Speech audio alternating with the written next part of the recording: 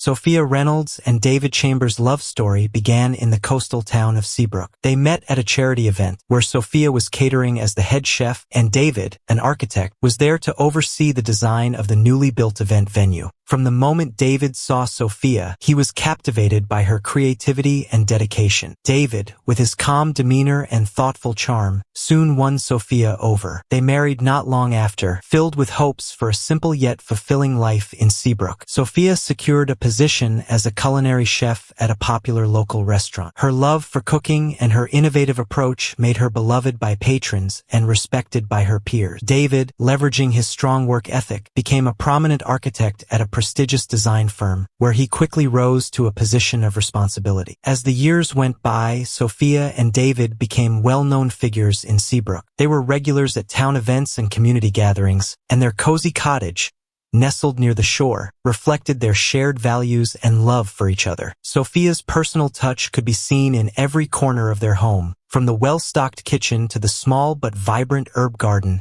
she tended with care. To the outside world, Sophia and David seemed like the perfect couple. They complemented each other in every way, Sophia's warmth balancing David's more reserved nature. Friends often admired how they still shared the same affection they had when they first met. But beneath the surface, cracks began to form. Sophia and David had been trying to start a family for years without success. The disappointment and strain from fertility treatments took a toll on their relationship. David began to immerse himself in work, spending long hours at the office, while Sophia found comfort in her culinary routines and her time spent with close friends. During this difficult time, Sophia's relationship with her mother, Maggie, grew closer. Maggie, a widow, had always been an independent spirit. In her younger days, she had been a devoted bookstore owner with a passion for literature. After her husband's death, Maggie led a quieter life, running her bookstore and occasionally organizing book clubs and literary events. As Sophia spent more time with her mother, David found himself increasingly drawn to Maggie's intellectual and calming presence. What started as simple conversations during family visits gradually deepened into something more, setting the stage for a betrayal that would shatter the Chambers family. The seeds of the affair between David and Maggie were sown on a cool autumn evening. Sophia was busy preparing for a special dinner at the restaurant, and David, feeling increasingly distant from his wife, decided to visit Maggie's bookstore alone under the pretext of discussing a new book. Maggie,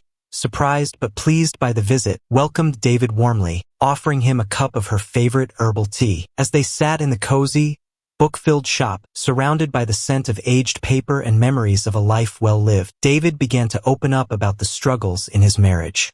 Maggie listened with understanding, her eyes, so much like Sophia's, filled with empathy. Whether it was the comforting atmosphere, the need for connection, or simply the loneliness they both felt, a line was crossed that night. A touch that lingered too long, a look that conveyed more than just friendship. By the time David left Maggie's bookstore, they both knew that their relationship had changed in a way that could not be undone. In the weeks that followed, David and Maggie found excuses to see each other more often. Maggie suddenly needed help organizing new shipments of books or fixing small issues in the store, while David developed a surprising interest in rare editions and bookstore renovations. Their secret meetings became more frequent, always scheduled carefully to avoid suspicion. During one of their early encounters, David visited Maggie's bookstore to help repair a creaky old shelf. As they worked side by side in the cozy, book-filled space, the air between them grew thick with unspoken tension. Their hands brushed accidentally, and a spark passed between them that neither could ignore. When Maggie reached past David to grab a book, he caught a whiff of her subtle perfume, sandalwood and vanilla, that made him feel lightheaded. Their eyes met in the reflection of a glass display case, and for a moment, neither of them could look away. One warm Sunday afternoon, Maggie showed David an old, leather-bound book that had just arrived at the shop. As she leaned in close behind him, guiding his hands over the delicate pages, both of them became acutely aware of the closeness. The gentle brush of her breath against his neck, the warmth of her body at his back sent shivers down David's spine. When he turned to ask a question, their faces were just inches apart. Time seemed to freeze as they stood there, caught in a moment of forbidden desire. During a quiet family gathering, David and Maggie stole a few moments alone in the bookstore's back room. Hidden behind tall shelves of books, they finally gave in to their desire. Their kisses were hurried, their hands desperate with the thrill of stolen moments. When they heard Sophia's voice calling for them, they quickly pulled apart, smoothing their clothes and hair. The guilt was immediate, but so was the rush of excitement, which only fueled their illicit affair further. The affair consumed them, blinding them to the consequences of their action. In Maggie's cozy apartment above the bookstore, once a place of peaceful solitude, they created a secret world of passion. The soft creak of the bed, the hushed whispers, became the backdrop to their betrayal. As their physical intimacy grew, so did the complexity of their feeling. What began as a simple attraction deepened into something much more dangerous. They began to imagine a life together, ignoring the devastation such thoughts would bring to those around them. In whispered conversations, they justified their action. David spoke of feeling unappreciated and overlooked by Sophia, while Maggie confessed to the loneliness that had haunted her since her husband's passing. They convinced themselves that their connection was special, something beyond the usual constraints of morality. As the affair grew deeper, so did their lies. David began fabricating work meetings and late-night projects. Maggie pretended to be too busy with store matters to avoid certain family events. They used secret text messages and burner phones, always careful to hide their tracks. But with each lie, the weight of guilt grew heavier. David found it harder to look Sophia in the eye, and Maggie's conversations with her daughter became stiff and awkward. What had once been a source of comfort for Sophia now felt distant and strained, poisoned by the deception hiding in plain sight. Neither David nor Maggie could have imagined just how devastating the consequences of their choices would be, not only for themselves but for everyone in their lives. As David and Maggie continued their secret affair, they remained blind to the suspicions growing in Sophia's mind. The first sign that something wasn't right came to Sophia one rainy Tuesday afternoon. She decided to surprise David with lunch at his office, only to be told by his puzzled colleague that he had left early, claiming he had a meeting with a client. Sophia shrugged it off as a mix-up, but a seed of doubt was planted. Over the next few weeks, Sophia noticed subtle changes in David's behavior. He seemed more distracted, often lost in thought even during their evening chats. His phone would buzz at strange hours, and he would step out to take calls in hushed tone. When she asked him about it, David brushed off her concerns with vague excuses about work stress and new projects. Sophia's naturally observant nature,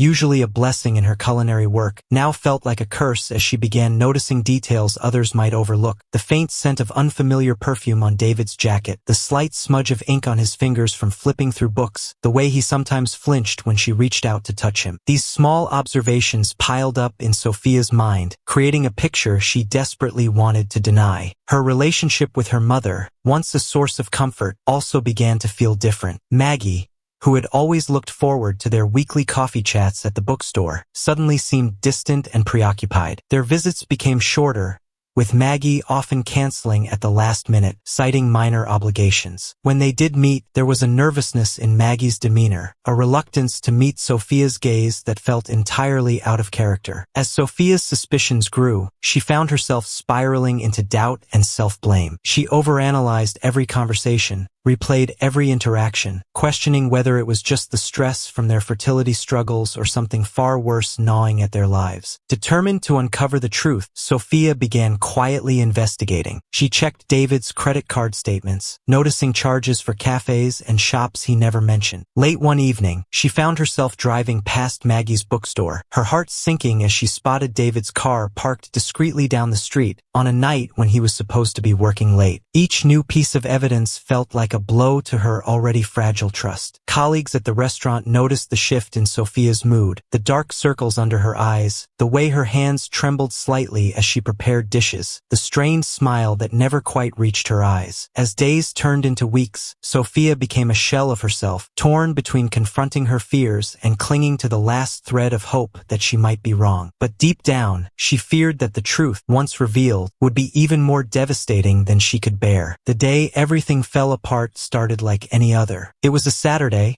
and Sophia had spent the morning at the restaurant, finalizing preparations for a big dinner service. David had left early, mumbling something about running errands and meeting a friend for coffee. As Sophia drove home, her mind filled with last-minute thoughts about the evening's menu, she decided on a whim to stop by her mother's bookstore for a quick chat. Perhaps a cup of tea and a familiar face would soothe her anxious mind. But as she turned onto the quiet street leading to Maggie's shop, her heart froze. There, tucked away behind the bookstore, was David's car. For a moment, Sophia sat in her car, gripping the steering wheel tightly, trying to convince herself there was an innocent reason for his presence. But deep down, she already knew the truth. With trembling legs, Sophia approached her mother's bookstore. The curtains were mostly drawn, but through a small gap, she could see movement inside. Steeling herself with a deep breath, she quietly unlocked the door with her spare key and pushed it open as silently as she could. The scene that met her eyes would be etched in her mind forever. On a cozy, well-worn leather couch, David and Maggie were locked in an intimate embrace, completely unaware of the world outside. Maggie's usually tidy hair was tousled, and David's shirt was partly unbuttoned. On the small coffee table,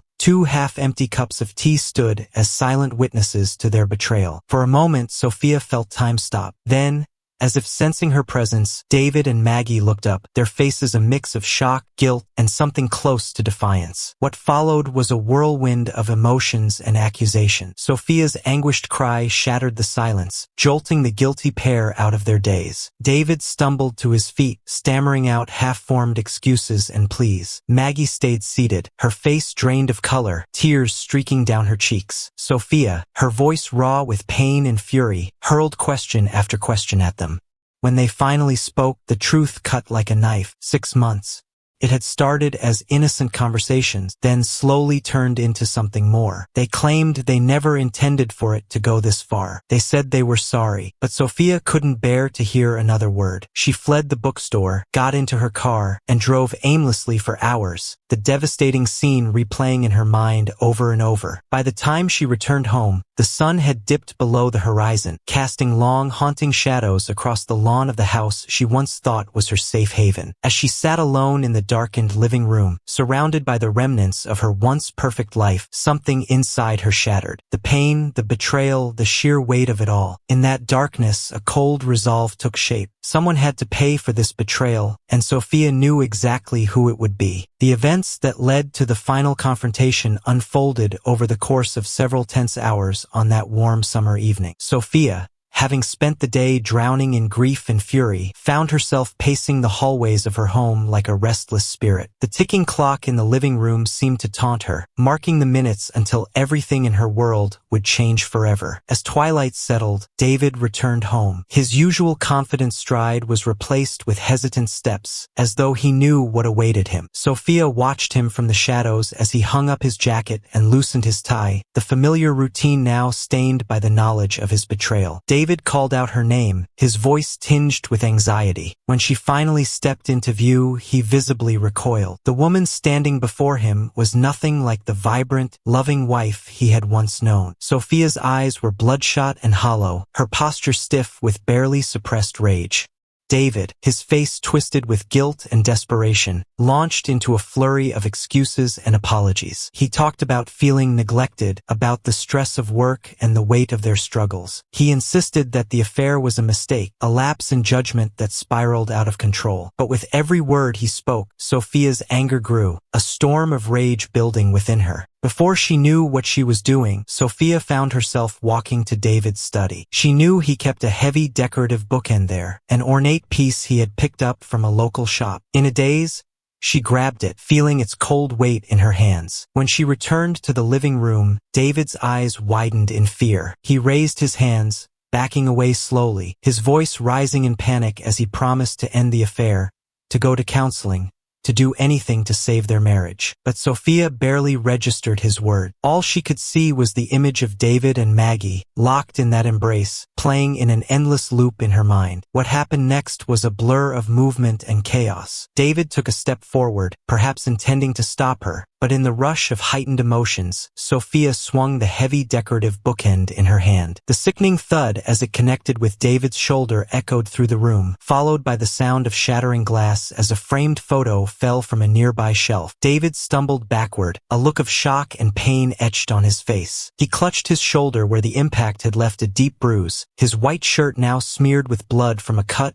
caused by the broken glass. Gasping for breath, David's eyes locked onto Sophia's, silently pleading for the woman he once knew. As the reality of what she had done set in, Sophia dropped the bookend. It hit the floor with a dull thud, snapping her out of her trance. Her fury melted away, replaced by sheer horror and regret. She rushed to David's side, her hands shaking as she tried to assess the wound she had inflicted. His breathing was labored, his face drained of color. Fighting back tears, Sophia fumbled for her phone and dialed the emergency number, her voice cracking as she gave the dispatcher the address, begging for an ambulance. While she waited for help, Sophia cradled David's head in her lap, murmuring a desperate mix of apologies and pleas for him to stay with her. The next few minutes felt like an eternity. Neighbors, having heard the commotion, began gathering outside. Through the window, Sophia could see their concerned faces morph into expressions of shock as they realized what had happened. She overheard muffled conversations, someone mentioning the police. When the paramedics finally arrived, they moved swiftly to stabilize David. Sophia stood back, numb with disbelief, as they lifted him onto a stretcher and hurried him to the waiting ambulance.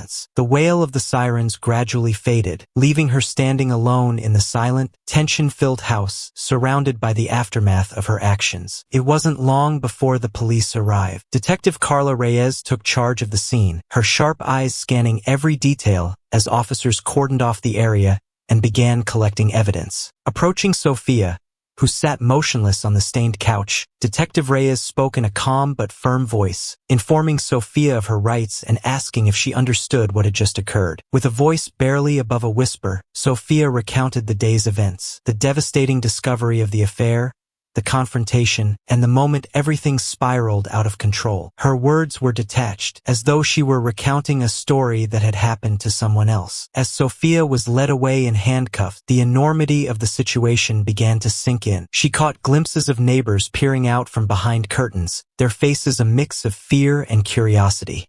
At the local hospital, David lay in critical condition, his injury far worse than it initially seemed. The blow had caused significant internal damage, and as he underwent surgery after surgery, friends and colleagues gathered in the waiting room, their whispered conversations filled with shock and speculation. Maggie, overcome with guilt and shame, tried to visit David, but was turned away by the hospital staff at his request. She retreated to her apartment above the bookstore, where she isolated herself, refusing to answer calls or see anyone. The weight of what she had caused left her looking years older, her once lively eyes now hollow and filled with sorrow. Detective Reyes dug deeper into the events that led up to that fateful night. She interviewed friends, colleagues, and family members, piecing together the tangled web of relationships and secrets that had unraveled so violently. The more she learned about the Chambers family's strained history and the affair between David and Maggie, the more complicated the case became. As the investigation moved forward, the town of Seabrook found itself divided. What initially seemed like a straightforward case of assault in a fit of rage was now viewed as a tragic consequence of betrayal and broken trust. Some residents felt sympathy for Sophia's situation, while others condemned her actions as unforgivable, no matter the circumstances. One of the most crucial pieces of evidence came from an unexpected source. Sophia's close friend and fellow chef, Lisa, stepped forward with a series of text messages. In the weeks leading up to the confrontation, Sophia had confided in Lisa about her growing suspicions, sharing the signs of infidelity she had noticed. The messages revealed Sophia's emotional turmoil and her struggle to accept the truth, providing valuable insight into her mental state leading up to the incident. Inside the packed courtroom, tension hung in the air as the judge called the proceedings to order. The prosecution,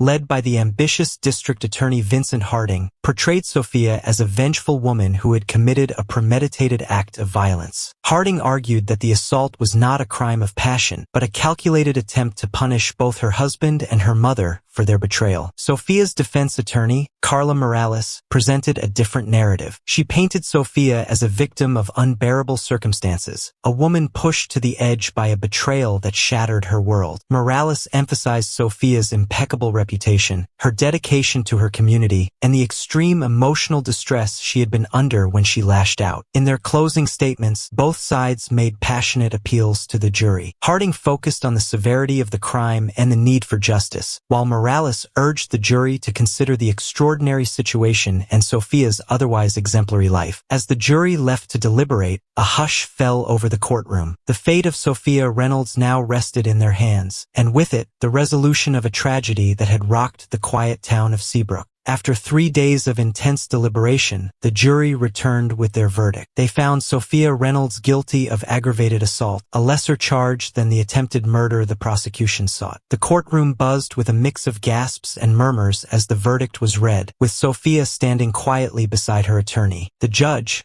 considering Sophia's unblemished record and the extraordinary circumstances of the case, sentenced her to 5 years in prison, with the possibility of parole after 3 years. Additionally, Sophia was required to undergo psychological counseling and complete an anger management program. The sentence drew mixed reactions. Some believed it was too lenient given the harm caused, while others felt it was a fair balance of justice and empathy. As Sophia was led away from the courtroom, the gravity of her actions and the long road ahead seemed to settle on her shoulders. David, having recovered from his injuries but forever changed by the experience, moved to a different state to start fresh. He and Sophia divorced during her incarceration, their communication limited to formal letters and rare phone calls. Despite the hurt and pain, there was a fragile sense of forgiveness between them, born of mutual understanding and regret. Maggie retreated from public life entirely. She lived in near isolation, only occasionally visited by a health aide. The burden of her role in the tragedy drained her vitality, leaving her a shadow of her former self. As Seabrook slowly healed and life moved forward, the story of Sophia, David, and Maggie became a sobering reminder of how quickly and irreversibly lives can unravel. It compels us to examine our own relationships,